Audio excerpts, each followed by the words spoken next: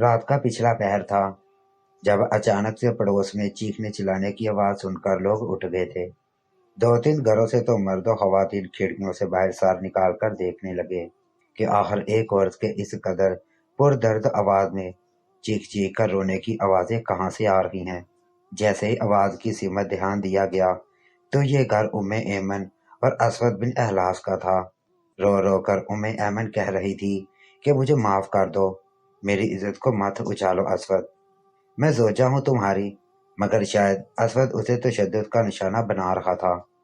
मियाँ बीवी के बीच आखिर ऐसी कौन सी तकरार हो चुकी थी कि रात के इस पहर चिल्लाने की आवाजें आने लगी थीं। ये बात तो सभी जानते थे कि असवद एक तहम्मुल मिजाज और नेक सीरत शख्स है। उसकी परवरिश में औरतों पर हाथ उठाना शामिल ना था। सारी रात उम्मे ऐमन के सिसकने और फरियाद करने की आवाजें गूंजती रहीं। जैसे ही फजर की अजान गूंजी तो रोती पीटती अपने बाल नोचती हुई उम्मे ऐमन सुल्तान के दरबार की जानब दौड़ी थी। उम्मे ऐमन के शौर का रोबदार लहजा अक्कम में गूंजा था, अगर तुमने मेरी इज्जत को मजीद सर दरबार उछाला तो मैं तुम्हें तलाक दे दूंगा। मगर उम्मे ऐमन रोते हुए इतना ही बोली थी कि मैं सुल्तान को जरूर हकीकत से आगाह करूंगी। मुझे इंसाफ चाहिए। मेरे साथ जो कुछ हुआ है इसमें कहीं ना कहीं तुम भी शामिल हो। लोग अपने घरों से बाहर निकलकर उस औरत को देख रहे थे। नंगे पैर एक फटी खून आलूद चादर से अपने सर को ढके वो औरत रोती हुई सुल्तान के दरबार तक पहुंची थी। दूर से ही उसने सुल्तान सुल्तान की सदा बुलंद कर दी थी। दरबानों ने जब एक औरत को यूं दीवानावार भागते देखा तो रोकर कहने लगे, इस वक्त सुल्तान नमाज फजर में मसरूफ है, दरबार लगने में तो बहुत वक्त है। मगर उस औरत की सिसकियां तो सुल्तान के कानों तक पहुंच रही थी। सुल्तान का मामूल था कि वो फजर की नमाज अदा करने के बाद कुरान पाक की तिलावत किया करते थे। अभी भी वो वक्त क़रात में मसरूफ थे कि एक औरत की दिलखराश सिसकियों की आवाज उनके समातों से टकराई। सुल्तान ने बहुत कोशिश की कि वो कुरान मजीद की अगली आयत को पढ़े, लेकिन वो औरत न जाने कितनी बड़ी मुसीबत से दो चार थी कि रो रो कर सुल्तान को पुकार रही थी। हकूकुल्लाह तो अदा कर रहे थे, लेकिन अगर हकूकुल इबाद रह जाते तो यकीनन रोज़े महशर अल्लाह ताला सख्त नाराज होते। सुल्तान ने यही सोचकर कुरान पाक को बंद करके सीने से लगाया और फिर गुलाब में लपेटकर बुलंद मुकाम पर रखा। उसी खुलिये में वो चलते हुए दरबार के मरकजी दरवाजे तक आए थे। वो औरत एक जानब को जमीन पर बैठी हाथ जोड़कर रो रही थी। सुल्तान ने एक नज़र उस औरत के खुलिये पर डाली तो शिशदा रह गए, क्योंकि उस औरत की हालत यूं थी जैसे वो कई मील सफर पैदल तय करके आई हो। उसके पैरों में जख्मों की वजह से खून रस रहा था। वो हाथ बांधकर दरबानों की मिन्नतें कर रही थी। इन हाथों पर नील थे, चेहरे पर भी जगह जगह नील और खून जम चुका था। सुल्तान ने उस औरत की ये हालत देखी तो फौरन उसे अपने दरबार में बुला लिया। उस औरत की हालत देखकर सुल्तान को भी तशवीश होने लगी थी कि आखिर इस कदर सख्त मामला उसके साथ किसने किया है। औरत के कदम लटखड़ा रहे थे, सांस भी फूला हुआ था, रो रो कर उसकी हालत गैर हो चुकी थी। सुल्तान अपने तख्त पर बैठे तो वह औरत वहीं दरबार में फर्श पर बैठ गई। आंखों से आंसू पोंछते हुए सुल्तान के आगे हाथ जोड़कर कहने लगी कि सुल्तान मोहतरम, मुझे इंसाफ चाहिए। मेरे साथ बहुत बड़ी ज्यादती हुई है। सबसे पहले मेरे साथ ज्यादती और मेरे हक तलफी करने वाला मेरा शौहर है, और उसके बाद वह दूसरा शख्स जिसने मेरी तजलील की, मुझे मेरी ही नज़रों में गिरा दिया। आखिर बताएं अब मैं करूं तो क्या करूं? आखिर में सारा मलबा मुझ औरत पर ही डाल दिया गया है। मेरा कसूर ही क्या था? एक छोटी सी ख्वाहिश ही तो जाहिर की थी। आखिर एक औरत ये सब कुछ अपने शौहर से ना कहे तो और किससे कहे? वो औरत रो रो कर ये सब कह रही थी। सुल्तान मोहतरम ने उस औरत को पहले अपने आंसू साफ करने का कहा और फिर कहने लगे, तुम्हारे साथ हुआ क्या है? किसने तुम्हारे साथ नाइंसाफी की है? तो वाक़े से आगाह करो ताकि मामले की तह तक जाया जाए। वह औरत रोते हुए कहने लगी कि सुल्तान मोहतरम, मेरी शादी को 3 साल हो चुके हैं। जब मैं ब्याह कर अपने शौहर के घर आई तो मेरी उम्र सिर्फ 18 साल थी। सबसे पहले तो मुझसे ये बात ही महफी रखी गई कि मेरा शौहर पहले से शादीशुदा था। उसकी बीवी वफात पा चुकी थी। वो एक बच्चे का बाप था। उसे अपने औलाद की देखभाल के लिए एक माँ की भी ज़रूरत थी और अपने लिए एक बीवी भी चाहिए थी। मैं जब रुखसत होकर अपने शौहर के पास आई तो मेरे कमरे में मेरे शौहर के साथ साथ उसका बेटा भी आया था। मुझे तो बच्चे शुरू से ही बहुत पसंद थे। इस बच्चे को मैंने दिल से अपना लिया, सोचा कि शायद यही मेरी किस्मत होगी। मैं अपने शौहर के साथ साथ इस बच्चे के भी तमाम तर जिम्मेदारी उठाने लगी। लेकिन धीरे धीरे मुझे यूं महसूस होने लगा जैसे मेरे शौहर को मुझसे ज्यादा अपने इस बेटे से ही मोहब्बत है। शुरू शुरू में लगा कि शायद ये अपनी बीवी से बेतहाशा मोहब्बत करते होंगे, लेकिन इन सब में मेरा क्या कसूर था? मैं भी तो एक औरत थी, मेरे भी कुछ जज्बात थे। मैं इस औलाद को जो कि किसी और औरत के बदन से इस दुनिया में आया था, उसे बिल्कुल अपनी औलाद जैसी मोहब्बत देने लगी थी, और वो भी मुझे अपनी माँ समझकर मुझसे मोहब्बत करने लगा था। लेकिन जैसे जैसे वक्त गुजरा तो मेरा जी चाहा कि मेरी अपनी भी कोई औलाद हो। ऐसा नहीं था कि मैं अपने शौहर की पहली औलाद से मोहब्बत नहीं करती थी, या मेरे दिल में उसके लिए मोहब्बत कम पड़ जाती। बस मैं ये चाहती थी कि इस घर में मेरी भी एक औलाद होनी चाहिए। मैंने ये महसूस किया था कि मेरा शौहर मुझसे कहीं ज्यादा अपने उस बेटे से मोहब्बत करता है। दिल में ये भी नीयत थी कि शायद मेरे वतन से मेरे शौहर को औलाद मिली तो मुझसे भी वो मोहब्बत करने लगेंगे, मेरी अहमियत इस घर में बढ़ जाएगी। जब मैंने अपनी ख्वाहिश का इजहार किया अपने शौहर से किया तो यहाँ तो बात ही बदल जाया करते थे, या फिर ये कह देते थे कि मैं काम से थका हारा आया हूँ, मुझे सोना है। दो तीन मरतबा तो ठीक था, लेकिन जब हर बार यही वो मुझसे कतराने लगे तो ये साफ जाहिर था कि शायद वह दूसरी औलाद चाहते ही नहीं थे। ऐसा कहते हुए कुछ पल को रुकी थी, जैसे ये देखना चाहती हो कि सुल्तान उसकी बात सुन भी रहे थे या नहीं। सुल्तान पूरे गौर से उस औरत की हर एक बात को सुन रहे थे। वो औरत कहने लगी कि औरत को शर्म हया का पैकर समझा जाता है। जो औरत खुद अपने शौहर से हक ज़ौजियत वसूल करने की ख्वाहिश जाहिर करे या अपने शौहर के करीब जाए तो उसे बड़ा ही मायूब समझा जाता है। लेकिन मैं इस हद को भी पार करके अपने शौहर के करीब जाकर मैंने उससे अपना हक लेना चाहा, मगर मेरा शौहर आधी रात को ही मुझसे लड़ पड़ा था। गुस्से से मुझे अपने बिस्तर से धक्का दे दिया तो मैं नीचे गिर गई। शौहर की आवाज़ सुनकर उसका अपना बेटा भी जाग गया था, जिसकी वजह से उसने मेरी खूब बेइज्जती की। कहने लगा, मुझे दूसरी औलाद नहीं चाहिए। आर तुम क्यों नहीं समझती, मुझे सिर्फ मेरा ये बेटा ही बहुत है। शौहर की जिद के आगे आखिर मुझे खामोश होना ही पड़ा था। बहरहाल मुझे मेरी एक जानने वाली ने मशवरा दिया कि तुम फलां आमल के पास जाओ, उस आमल से जाकर अपने शौहर का हिसाब किताब करवाओ। वो तुम्हें जरूर कुछ ऐसा तरीका बताएगा कि तुम्हारा शौहर तुम्हारे करीब भी आएगा और तुम्हें उससे औलाद भी होगी। मैं अपनी औलाद पाने की चाह में इस कदर अंधी हो चुकी थी कि इस खातून की बात को मान लिया। शौहर अक्सर तजारत के सिलसिले में दूसरे शहर जाया करता था। इस मरतबा भी जब मेरा शौहर तजारत के लिए दूसरे शहर में गया तो यही सही मौका था। मैंने इस अमल के पास जाकर अपना मामला बयान किया। वो अमल मुझे 40 से 45 साल के दरमियान का लगा था। उसकी आंखों में मुझे एक अजीब सी चमक दिखाई दी थी। वो मुझे कई तरह के तवीज़ गंढे देने लगा, फिर देकर कहने लगा कि तुम इन तवीज़ों को अपने शौहर के पानी में घोल कर देना, देखना धीरे धीरे वो कैसे तुम पर फिदा होने लगेगा, खुद तुम्हें अपने करीब बुलाएगा। सिर्फ इतना ही नहीं, एक हफ्ते बाद उसने मुझे ये कहा कि अगले मंगलवार को मैं वापस यहाँ पर आऊँ और उसे अपने सर के 3 बाल निकाल कर दूँ। मेरे बालों पर वो कुछ ऐसा अमल करेगा कि मेरा शौहर बिल्कुल वैसा हो जाएगा जैसा मैं चाहती हूँ। अमल बाबा की बात सुनकर मैं खुशी से फूले नहीं समाई थी। मुझे लग रहा था कि जैसे मेरा मकसद बहुत जल्द पूरा हो जाएगा। एक हफ्ते तक मैं अपने शौहर को बहुत तवीज़ पिलाती रही, उसके साथ अच्छा रवैया रखा तो मुझे अपने शौहर की तबीयत में वाज़िया फ़र्क महसूस होने लगा था। लेकिन अभी तक वो एक मरतबा भी मेरे करीब नहीं आया था, बल्कि अपने बच्चे को लेकर अलग बिस्तर पर सो जाया करता था। और मैं उसी इंतजार में जागती रह जाती कि कब मेरा शौहर मुझसे मोहब्बत भरी बातें करे। आहर को अगला मंगलवार आया और मैं अपने सर के 3 बाल निकालकर आमल को दे आई। इन बालों को देखकर आमल के चेहरे पर एक मुस्कुराहट फैली थी। कहने लगा, बस तुम्हें औलाद चाहिए ना, देखना कैसे तुम्हारी ये मंशा मैं पूरी करता हूँ। मैं तो इस आमल बाबा का शुक्रिया अदा करती वापस पलट आई, लेकिन उसके बाद जो कुछ मेरे साथ हुआ मैं सोच भी नहीं सकती थी। अगले ही शाम मैं अपने बच्चे को अपनी गोद में बिठाकर खाना खिला रही थी कि मेरा शौहर भी वहीं पर मौजूद था। आज मैंने अपने शौहर के पसंद का खाना बनाया था। अभी मैं बच्चे को खाना खिला रही थी कि जब मेरा सर चकराने लगा। पूरा वजूद सुन्न होता हुआ महसूस होने लगा था। मेरा बच्चा मेरे हाथ से छूटकर जमीन पर गिर गया। उसके दांत लबों पर लगने की वजह से खून जारी हो चुका था। शौहर ने जब अपने बच्चे को इस हाल में देखा तो मेरे मुंह पर पहली मर्तबा जनाटेदार थप्पड़ मार चुका था कि तुमने मेरे बच्चे को तकलीफ क्यों पहुंचाई। मैं तो वहीं पर बेहोश होकर गिर चुकी थी। जब मेरी आंखें खुली तो मैं इस काले जादू करने वाले अमल बाबा के घर में मौजूद थी। जिस हालत में मैं मौजूद थी मैं बयान भी नहीं कर सकती। मेरे वजूद पर एक भी कपड़ा मौजूद नहीं था।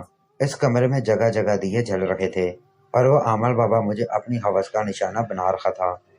मेरे साथ दरिंदगी का मुजाहरा करता रहा। मैं चीखना चाहती थी, चिल्लाना चाहती थी, लेकिन मेरा वजूद ना जाने किस हसार में था। ऐसे लग रहा था जैसे मैं कोमा की कैफियत में थी। ना मैं बोल सकती थी, ना कुछ कह सकती थी। 20 दिन तक मुसलसल उस अमल बाबा ने मेरी इज्जत को लूटा था। फिर मेरी नब्ज देख कर कहने लगा, तुम बच्चा चाहती थी ताकि शोहर की नजर में तुम्हारी कदर मंजरत बढ़ सके। लो, तुम्हें हमला कर दिया है। वो सफाक दिल आमल मुझे हमला कर चुका था और मैं बेबसी से ये अल्फाज सुनती रही। फिर अपनी हवस पूरी करने के बाद जब उसका दिल मुझसे भर गया तो मुझे धक्के देकर वहां से निकाल दिया। मैं उसके घर से निकलते ही बेहोश हो चुकी थी। शायद ये उसकी जन्नत थे या फिर वो खुद था। 20 दिन बाद मैं अपने घर के सहन में बेहोश पड़ी मिली थी। होश आया तो मेरी जिंदगी अलग तकलीफ से दो चार थी। मैं रात के पिछले पैर सहन में बेहोशी में वापस आई थी। उठकर रोते हुए अपने कमरे का दरवाजा खटखटाया।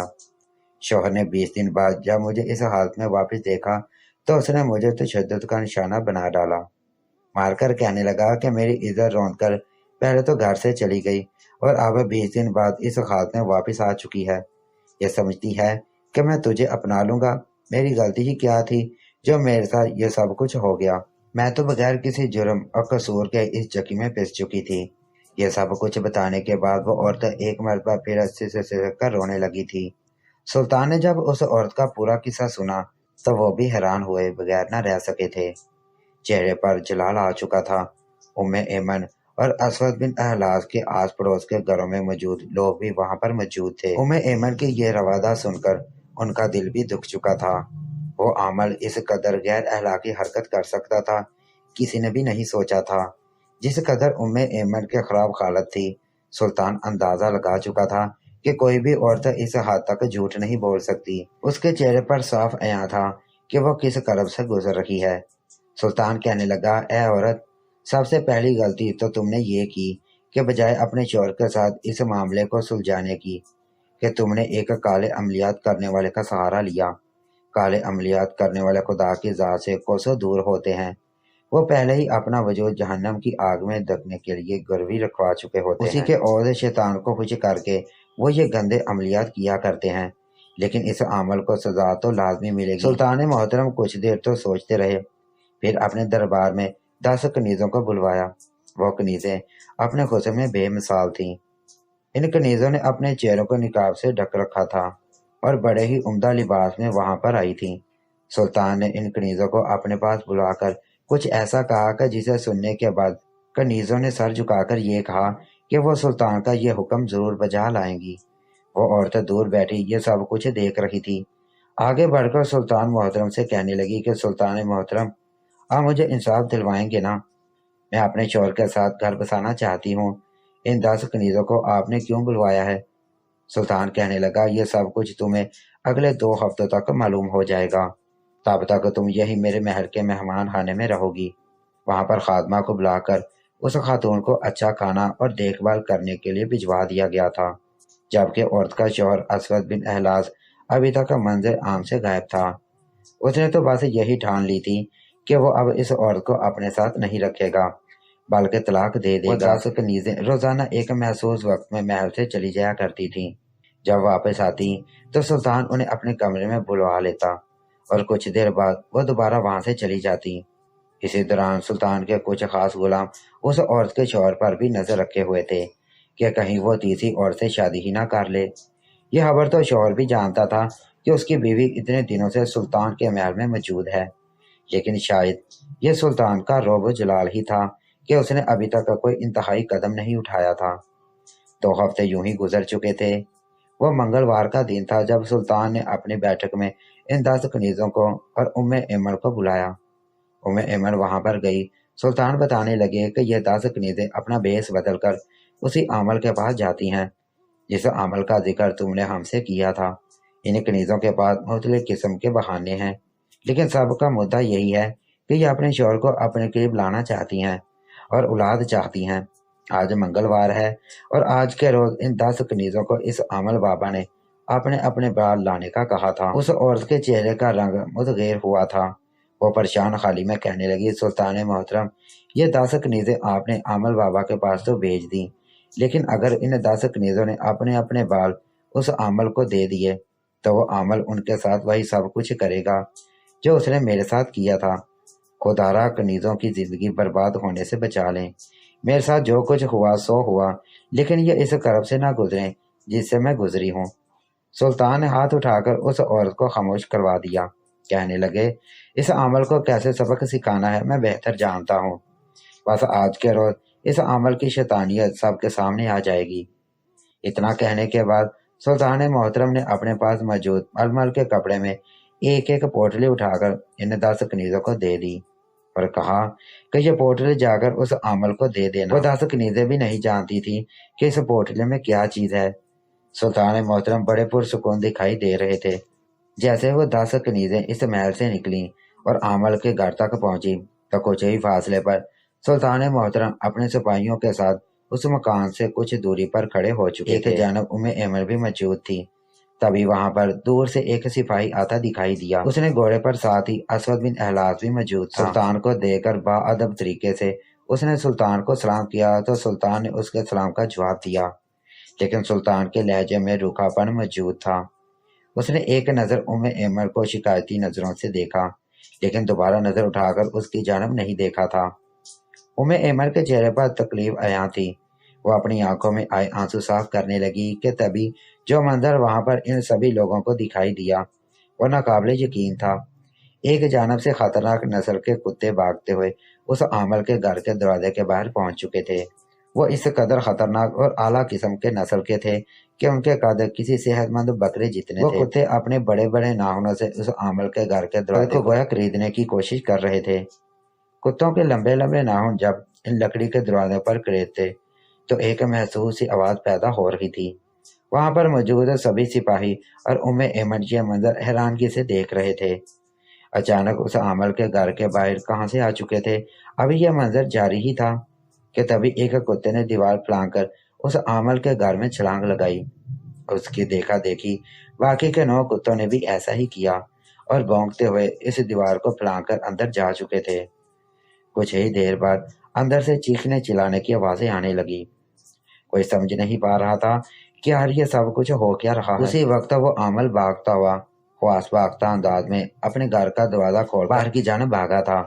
جیسے ہی گھر سے باہر بھاگا تو ایک بہت ہی بڑی جسامت کا کتا اس پر جھپٹ پڑا۔ وہ منہ کے بل زمین پر گرا تھا۔ اس کے کپڑے جگہ جگہ سے پھٹ چکے تھے، خون جسم سے رس رکھا تھا۔ چہرے پر، ٹانگوں پر، سینے پر، ہر جگہ ان کتوں کروچے جانے کے نشان تھے۔ اس عامل نے جب دور کھڑے سلطان محترم کو سپاہیوں سمیت دیکھا تو بھاگتا ہوا ان کے قریب آیا، چلا کر یہی کہہ رہا تھا کہ سلطان محترم مدد کیجیے، سلطان محترم مدد کیجیے، میری جان پر بن آئی ہے۔ یہ کتے نہ جانے کیسے میرے گھر میں داخل ہو گئے، یقیناً میرے خلاف سازش ہوئی ہے۔ این اسی وقت سلطان محترم نے اپنا دایاں ہاتھ اٹھا کر اپنے ہاتھ کو کھلایا تو دور کھڑے کچھ لوگ تیزی سے بھاگتے ہوئے آگے آئے۔ ان کے پاس ایک محسوس دھن تھی جسے بجایا تو کتے وہیں پر بالکل پرسکون ہو چکے تھے۔ بڑی خراب حالت میں وہ عامل آ کر سلطان کے قدموں میں منہ کے بل گرا تھا، روتے ہوئے کہنے لگا کہ یہ میرے ساتھ کیا ہو گیا، لیکن وہاں پر کھڑے سپاہیوں نے اسے گھیر لیا تھا۔ جیسے ہی وہ کھڑا ہوا تو اپنے سامنے ان 10 کنیزوں اور ایمن کو کھڑا دیکھ کر جیسے کچھ نہ کچھ حقیقت اسے سمجھ آنے لگی تھی۔ اسود بن احلاس بھی وہیں پر موجود تھا، جس نے اپنی بیوی پر یہ الزام لگایا تھا کہ میں تمہاری ضروریات پوری نہ کر سکا، تمہیں تمہارا حق نہ دیا تو تم میرے علاوہ کسی غیر کے پاس اپنی ضروریات پوری کرنے کے لیے چلی گئی۔ تو میں بڑا ہی با اخلاق سمجھتا تھا، لیکن تم اپنے وعدے سے پھر گئی۔ جب عامل نے منہ سے بول کر اپنے گناہ کا اعتراف کیا تو اسود بن احلاس کے سامنے حقیقت آ چکی تھی کہ اس کی بیوی نے जान बूझ कर कुछ नहीं किया था, बल्कि वो तो एक अमल के जेर असर थी। अमल समझ नहीं पाया कि अचानक उन कुत्तों ने उस पर हमला कैसे कर दिया था। तभी सुल्तान ने उसे कहा कि तुम्हारे पास मेरी 10 कनीजें जो 10 पोटियां लेकर आई थीं, उनमें जो बाल थे वो किसी औरत के नहीं थे, बल्कि उन्हीं कुत्तों के थे। उन्हीं कुत्तों की पूंछ से वो बाल काट कर तुम्हें दिए गए थे। तभी जब तुमने अमल करना शुरू किया तो ये औरतें तो नहीं आई। हाँ, अलबत्ता ये कुत्ते तुम्हारे पास जरूर आ चुके थे। वो अमल बेहद खौफजदा था। सभी के सामने उसका असल चेहरा आ चुका था। कुत्तों ने जो हशर उसका किया था वो इबरतनाक था। उसे काल कोठरी में डाल दिया गया और सुल्तान की तरफ से सख्त ताकीद की गई कि इस शख्स पर जरा भी रहम किए बगैर सरेआम फांसी दी जाएगी। जब तक जिंदा रहेगा खोलता हुआ पानी पीने को दिया जाएगा। यह मामला तो हल हो चुका था। सुल्तान जिंदाबाद के नारे लग चुके थे। उसके बाद सुल्तान मोहतरम उम्मे ऐमन और असद बिन अहलाज के पास आए थे। भले ही उम्मे ऐमन के साथ गलत हुआ था, लेकिन फिर भी असद बिन अहलाज शर्मिंदा था कि उसने अपनी बीवी की बात सुने बगैर उसकी यूं तजलील की। सुल्तान मोहतरम ने असद बिन अहलाज से सवाल किया कि तुम्हारी बीवी की ख्वाहिश गलत तो नहीं? बिलाशुबा वो तुम्हारी औलाद को अपनी औलाद जैसी मोहब्बत करती है, लेकिन हर औरत की तरह उसकी भी ख्वाहिश है कि ये भी एक औलाद को जन्म दे। और इसमें गलती ही क्या है जो तुम अपनी बीवी का हक अदा नहीं करते?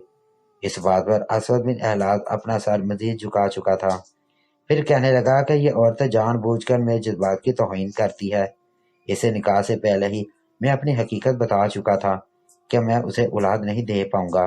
क्या शर्त के बारे में ये नहीं जानती थी? उम्मे ऐमन ने जब ये सुना तो उसके माथे पर बल पड़ चुके थे। इस तरह किसी भी शर्त के बारे में उसे नहीं बताया गया था। सुल्तान मोहतरम ने जब उम्मे ऐमन से सवाल किया तो वह कहने लगी, मेरे वालिदैन तो हयात नहीं थे। मेरे फूफो ने ही वालिदैन बनकर मेरी परवरिश की थी और ये रिश्ता मेरे फूफा ही मेरे लिए ढूंढ कर लाए थे। सुल्तान मोहतरम के कहने पर फौरन उम्मे ऐमन के फूफी और फूफा को बुलाया गया था। असद बिन अहलाज ने जो बात कही उम्मे ऐमन के तो गोया पसीने ही छूट चुके थे। असद बिन अहलाज कहने लगा, मैं निकाह से पहले ही बता चुका था कि मुझे सिर्फ और सिर्फ अपने बच्चे के लिए एक माँ की जरूरत है। दरअसल मैं बाप बनने की सलाहियत कब की खो चुका हूँ।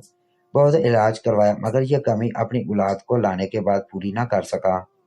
उम्मे ऐमन ने जब यह सुना तो ला इल्मी का इजहार किया, जबकि फूफा अपनी नजरें चुराने लगे। वो इस बात से आगाह थे। उसके बावजूद यह बात उम्मे ऐमन को नहीं बताई गई थी कि जिसे उसका निकाह किया जा रहा है वो उसके हकूक पूरे नहीं कर सकता। औलाद का आना तो फिर दूर की बात थी। उम्मे ऐमन के फूफा माफी मांगने लगे कि वो उम्मे ऐमन यानी पराई औलाद से बस जान छुड़वाना चाहते थे। इसी खातर उसकी शादी एक बच्चे के बाप से सब जानते बूझते कर दी। जबकि हकीकत खुलने पर असद बिन अहलाज शर्मिंदा था कि न जाने अब उम्मे ऐमन उसके साथ रहने का फैसला करेगी या नहीं। सुल्तान ने फैसले का एख्तियार उम्मे ऐमन को ही दिया था और उम्मे ऐमन ने असद बिन अहलाज के साथ रहने का फैसला सुना दिया।